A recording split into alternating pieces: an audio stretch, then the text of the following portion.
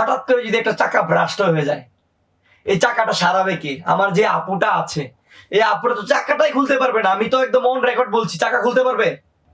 আমি প্রথমে যেটা বলবো, আমাদের মা বোনদেরকে রক্ষাকারী, মানে যে ভাইয়েরা বিয়ে করেছে, যে বোনরা আছে, তাদের রক্ষা কবচ একমাত্র তাদের হাজবেন্ড, আর বিয়ের আগে হলো তাদের পিতা এবং তাদের ভাই। তাহলে তো পুরুষতান্ত্রিক পরিবার হয়ে গেল।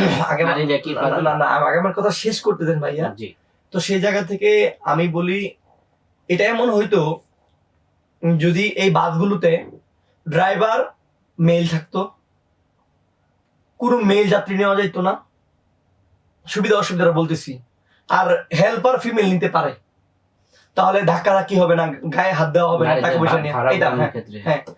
এখন কেন ড্রাইভার মেল নিতে বলতেছি, দেখেন এত বড় একটা গাড়ি, আপনি লং ড্রাইভে যাচ্ছেন, হঠাৎ করে যদি একটা চাকা ব্রাস্ট হয়ে যায়, এই চাকাটা সারাবে কে? আমার যে আপুটা আছে, এই আপুটা তো চাকাটাই খুলতে পারবে না। আমি তো একদম অন রেকর্ড বলছি, চাকা খুলতে পারবে? এই শক্তিটা কি আছে? আপনি যাই বলেন, এটা কি আছে? খুলতে পারবে? তো এই জায়গাটা কখনো চিন্তা করেছেন? আমি একটু আগে সন্ধ্যার দিকে একটা ভিডিও দেখছিলাম, যে ভিডিওতে মহিলা ড্রাইভার তিনি আসন ছেড়ে দিয়ে তার একজন পুলিশ আসনকে বসাচ্ছেন, যে বলছে যে এই ওভারব্রিজটা উঠাইতে হবে, এজন্য উনি এই কনফিডেন্সটা পাচ্ছিলেন না। তো সেক্ষেত্রে তাদের ট্রেন আপের কোনো ঘাটতি আছে? এখন দেখেন, ট্রেন আপের ঘাটতি আছে, অবশ্যই ট্রেন আপের ঘাটতি আছে। আমরা এতটুকুই বলি, বাংলাদেশের মানুষের সুবিধা দরকার, সুবিধা আপনি দেন।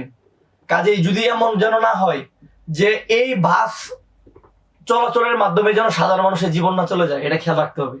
এবং আমার কাছে আরেকটা ইম্পর্টেন্ট আছে, এটা যদি আরো ভালো হইতো, প্রত্যেকটা শিক্ষা প্রতিষ্ঠান, যে সকল শিক্ষা প্রতিষ্ঠান আমাদের বোনেরা যায়, গভর্নমেন্ট বা প্রাইভেট, সেখানে যদি এই বাসটা সার্ভিসটা চালু হইতো, তাহলে সেটা সবচেয়ে বেশি শিক্ষার্থীদের জন্য লাভবান হইতো।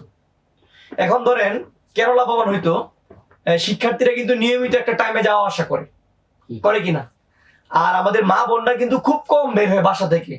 কারণ আবার যারা ডিউটি করে তারা বের হয়, বিভিন্ন ব্যাংকার যারা আছেন, যারা বিভিন্ন পেশায় জড়িত আছেন, তারা বের হয়। কিন্তু পুরুষের থেকেও সেই সংখ্যাটা কিন্তু খুবই কম, বা বাজারও কিন্তু বোনেরা করে না। কিছু বাস অনেক খালি ছিল, সিট খালি ছিল, হ্যাঁ, তো কম। তো সেই জায়গা থেকে সবচেয়ে বেশি সুবিধা হইতো যে আমাদের বোনরা যদি, বা বিভিন্ন অফিস কেন্দ্রিক এবং ভার্সিটি, স্কুল, কলেজ কেন্দ্রিক যদি এই বাসগুলো আশেপাশে থাকতো, এখান থেকে একটা সময় যাওয়া আসা করতো খুব অল্প টাকার মাধ্যমে, যেটা পাবলিকের কাছে এই বাসগুলো যদি ওইখানে থাকতো, তাহলে সবচেয়ে বেশি লাভবান হইতো। এবং মহান আল্লাহ তাআলার কাছে দোয়া করি কোনো ধরনের যেন অপ্রীতিকর ঘটনা না ঘটে। কারণ দেখেন, মহিলা মানুষ তো ভয় পায়, তারা বিষয়টা আমি বলছি না। যদি ধরেন বড় ধরনের একটা অ্যাক্সিডেন্ট হয়ে যায়, তাহলে এটা নিয়ে বর্তমান সরকারের অনেক সমালোচনা হবে, প্রচুর সমালোচনা হবে। এবং আমি তো কালকে রাতে আমার কাছে মনে হলো, আচ্ছা যদি এই মুহূর্তে বাসের 2টা চাকা পাঞ্চার হয়ে যায়, তাহলে চাকা কখন খুলবে, কেমনে খুলবে? এখন ধরেন তারা তো পুরুষ মানুষ নিয়ে ঘুরবে না, কারণ ওই বাসে মহিলা যাত্রী, মহিলা হেল্পার, মহিলার পাইলট, ড্রাইভার, তাহলে পুরুষ মানুষ এনে নাই, তাহলে তারা কেউ কল দিতে হবে, তাই না? আবার রাস্তাটা যখন বাসটা যখন দাঁড়ায় থাকবে, আবার জ্যামের তৈরি হবে কিনা, কারণ গাড়ি তো যাচ্ছে না, তো পিছনে যাতায়াতের সমস্যা হবে না? তো এমন ভাবে যদি কোনো কারণে দাঁড়ায়, তাহলে তো পুরোটা রাস্তা বন্ধ হয়ে যাবে, হাজার হাজার মানুষের কষ্ট হবে। এই জিনিসটা কিন্তু আমাদের মাথায় রাখতে হবে।